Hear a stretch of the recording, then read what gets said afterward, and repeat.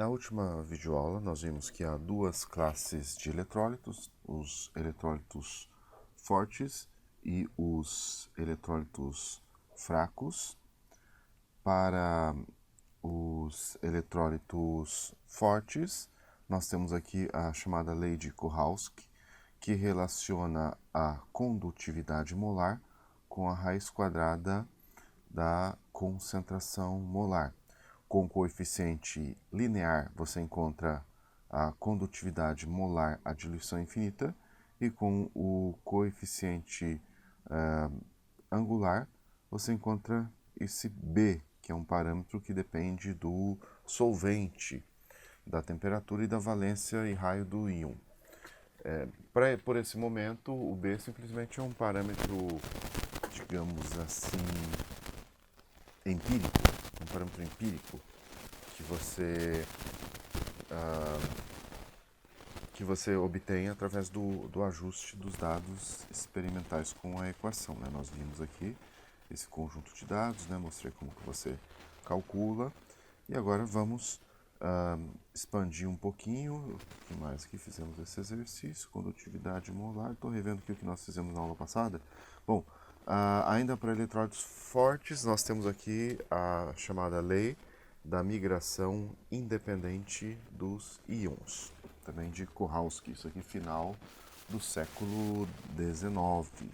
Então, a condutividade molar limite, aqui limitante, né, mas eu acho que seria limite, né, eu preciso corrigir isso aqui. A condutividade molar limite de um eletrólito pode ser representada como a soma das contribuições individuais dos ânions e dos cátions do eletrólito. Se a condutividade molar limite dos cátions for representada pelo lambda mais e dos ânions pelo lambda menos, então, pela lei da migração independente, você pode estimar a condutividade molar à diluição infinita para o eletrólito através dessa expressãozinha, onde esse ni mais e ni menos são os índices da fórmula. Tipo, digamos que você tivesse Al2, SO4, 3. Então, ni mais aqui seria 2, ni menos seria 3, e assim por diante. As condutividades iônicas à diluição infinita são tabeladas. Então, aqui, por exemplo, uma parte de uma tabela. É interessante observar o quão grande é a condutividade dos íons H3 ou mais em relação aos demais, e dos íons OH-, porque a condutividade dos íons H3 ou mais e OH- em solução ocorre por meio de um mecanismo diferente do transporte dos outros íons em solução. Isso a gente vai trabalhar melhor, vai entender quando formos estudar mobilidades iônicas. Isso já dentro de algumas videoaulas. Então vamos fazer alguns exercíciozinhos, tipo, por exemplo, esse que está na nossa tela. Então aqui nós vamos usar os dados tabelados de condutividades iônicas, limites, para encontrar a condutividade molar para o cloreto de magnésio. Então, vamos lembrar o que nós temos aqui. Então, a condutividade molar de diluição infinita vai ser igual a Ni mais, lambda mais e menos, lambda menos. Então, o que nós precisamos? Nós precisamos do lambda mais, né, que é a condutividade iônica do magnésio, e o lambda menos, que é a condutividade iônica do cloreto, né? Vamos dar uma olhada aqui. Opa, deixa eu ver, soltando o mouse aqui, pronto. Para o magnésio, você tem esse valor que está em Siemens. Deixa eu pensar aqui. Siemens por metro. Sim, tá aqui, ó. Melhor aqui. Essa condutividade está dada em milisiemens metro quadrado por mol. Em geral, vocês vão ter nos problemas a condutividade molar em siemens centímetro quadrado por mol. Mas essa tabela em particular, nós temos os valores em milisiemens metro quadrado por mol. Então, para o magnésio 10,6, para o cloreto 7,64. Então, vamos fazer aqui. Então, vamos por aqui. 10,6 milisiemens metro quadrado por mol. E aqui 7,64 milisiemens metro quadrado por mol. Então, o Ni mais é 1, o Ni menos é 2. Então, a condutividade molar à diluição infinita vai ficar 10,6 mais 2 vezes 7,64. Então, isso vai ficar, vamos ver aqui, 10,6 mais 2 vezes 7,64. Então, isso dá 25,88. 25,88 milisiemens metro quadrado por mol. Será que bateu? Bateu, né? Milisiemens, né? Mili é 10 a menos 3, né? O mili, né? Vale 10 a menos 3, por isso fica desse jeito, de 1, 2, né? Bom, vamos ver se tem mais um exercício para essa videoaula. Creio que tenha. Então, aqui o que nós temos? Olha, isso aqui é interessante. A condutividade limite, a condutividade molar limite para os sais cloreto de potássio, nitrato de potássio e nitrato de prata tem os valores aí, em siemens centímetro quadrado por mol. Todos medidos a 25 graus. Qual a condutividade molar do cloreto de prata? Então vamos montar isso aqui. Então, vou montar a condutividade molar limite do KCl é igual, você tem aqui para o KCl, você tem esse valor aqui, tá? A condutividade limite do potássio, né? Do K+, digamos assim, mais a condutividade limite do cloreto. Tá? A condutividade limite do sal nitrato de potássio, KNO3, vai ser igual a lambda mais lambda NO3 menos. Condutividade limite para o nitrato de prata, Ag NO3, vai ser a condutividade limite da prata, Ag+, mais a condutividade limite do nitrato. Os valores estão dados aqui, se você quiser, você coloca, tipo aqui, 149,9, aqui 145,0, aqui 133,4. Joia, né? O que nós queremos? Nós queremos a condutividade molar limite do AgCl,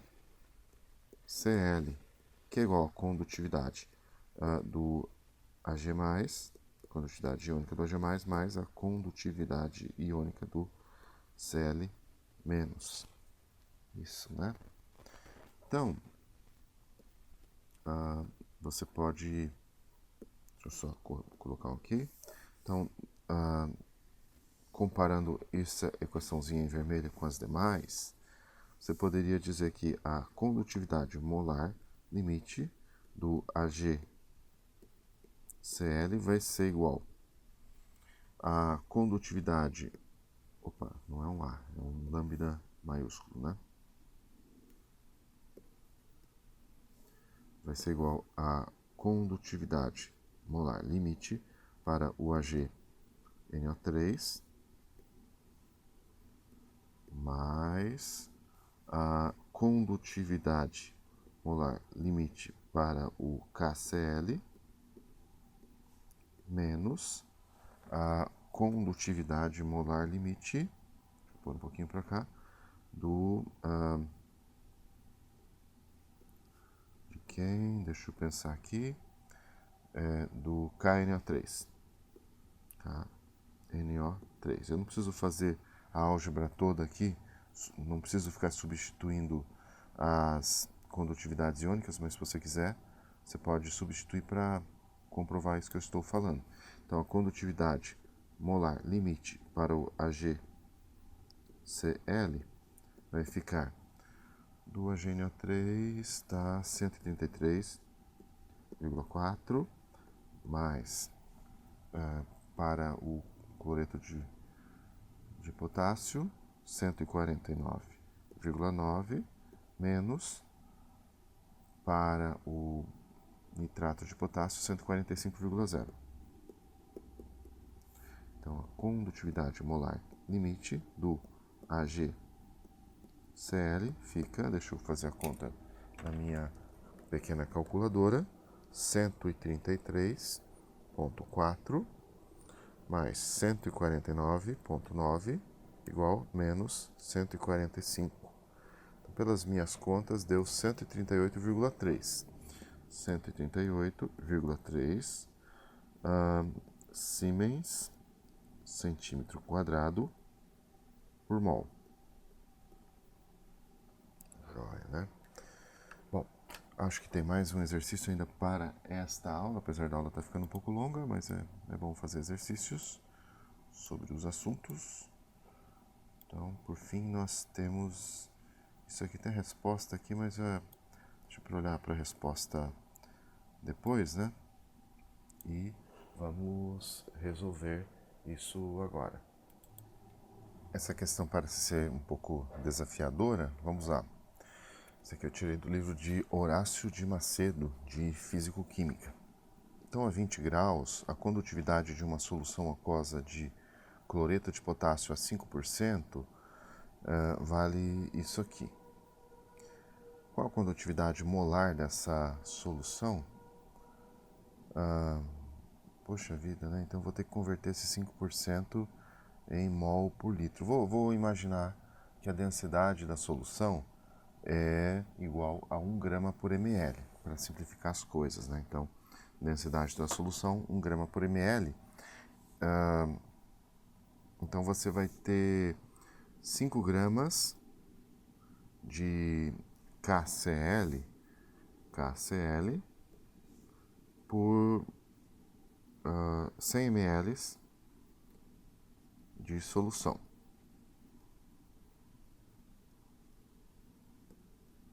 Então, você lembra que a concentração molar, número de mol sobre volume, ou seja, massa do soluto, sobre massa molar do soluto vezes o volume. Então, vamos calcular aqui. Vou pegar a minha calculadora, estou abrindo aqui, onde está? Está aqui na tela, a calculadora. Então, vou calcular a concentração molar.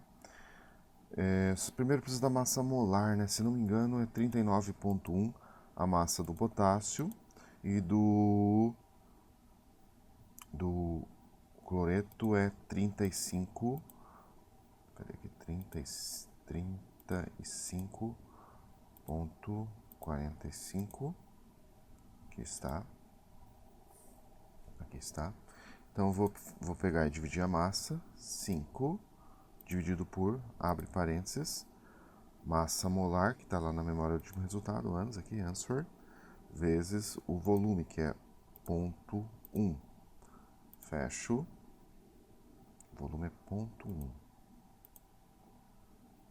0,1. Fecho. Igual. Então, a concentração 0,671. 0,71 mol por litro. Né? A condutividade molar é a condutividade sobre a concentração. Detalhe que a condutividade está dada em siemens por centímetro.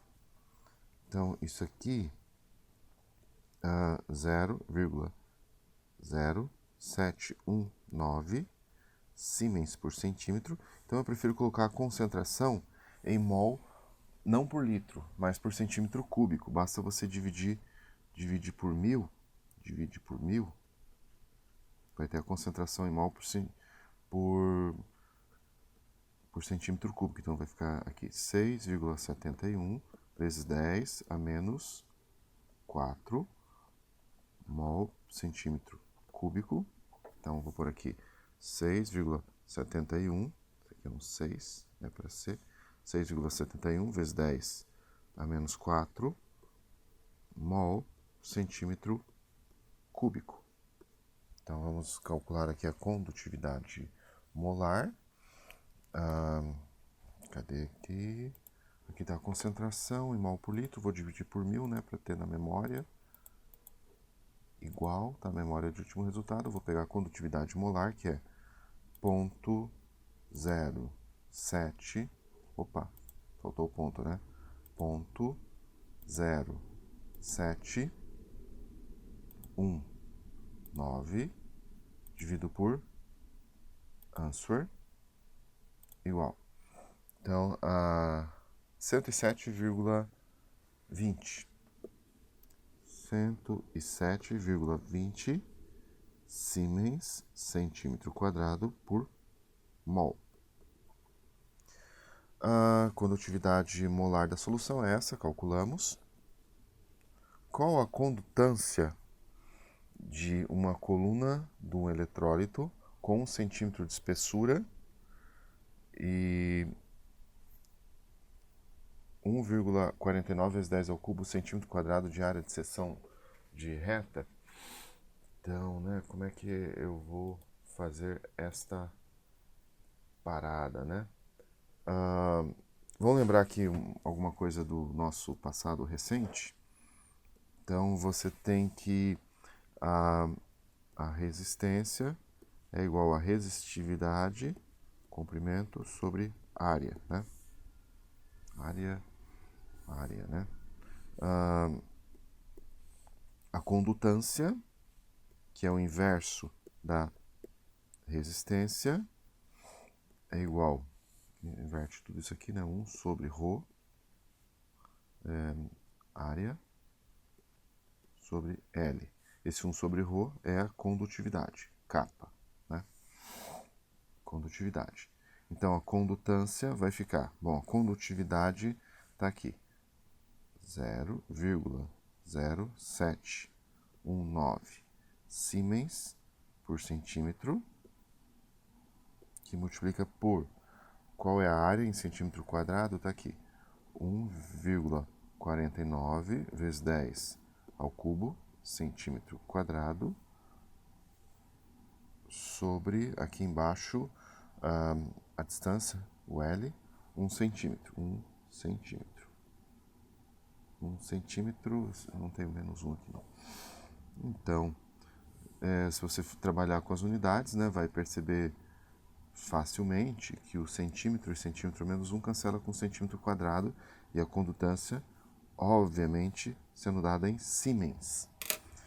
Então, isso aqui vai ficar 0,0719 vezes 1,49 vezes 10 a cubo, fecha, igual.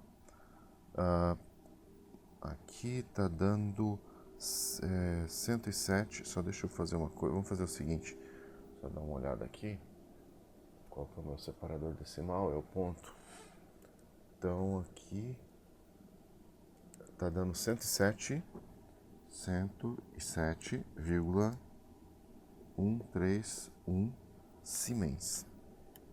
Será que tá certo? Vamos dar uma olhada aqui, se tem a resposta.